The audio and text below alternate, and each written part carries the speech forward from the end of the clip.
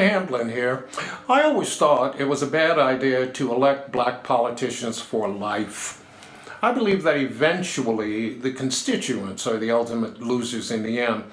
One good example is Representative John Conyers of the 14th U.S. Congressional District, Detroit, Michigan.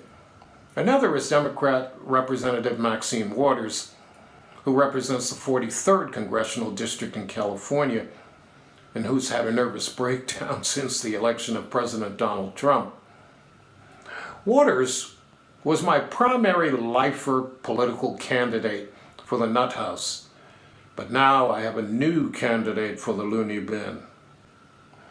She is Texas Representative Sheila Jackson Lee. She represents the 18th Congressional District. Lee recently was exposed again for her bad behavior on a United Airlines flight. Lee, a lifer black politician who is incubated from political backlash, is said to have pressured United Airlines into surrendering another passenger's first-class prepaid seat.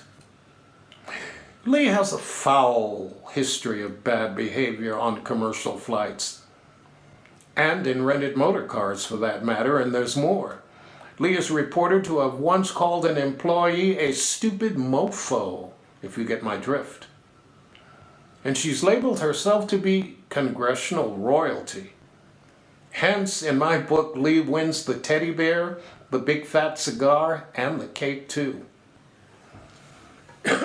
According to Lee, and I quote, "You don't understand. I'm a queen, and I demand to be treated like a queen." Please end that quote.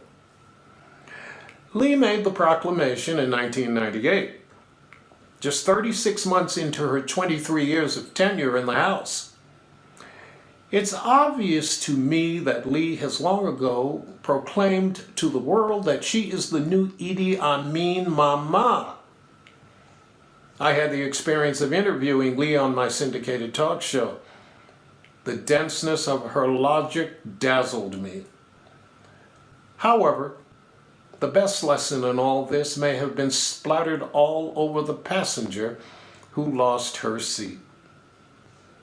Jean Marie Simon is a school marm from Washington, D.C., and most likely because of her occupation is a liberal Democrat.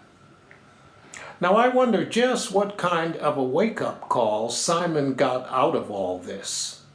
United did compensate her $500, and they seated her in the back of the airplane. But still, you know, what's the point in booking and prepaying for first-class accommodations if an Idi Amin Mama happens along and rips you off?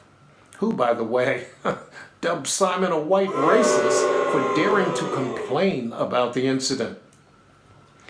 Meanwhile, Representative Lee will continue to rampage through Congress, through airports, and abusing anyone who happens across her path. Why? How so? Well, because she's black, and because she's a queen, and because her constituency is black. Her constituents are poorly educated, low-income African Americans who have a shabby habit of electing, re-electing their black politicians for life.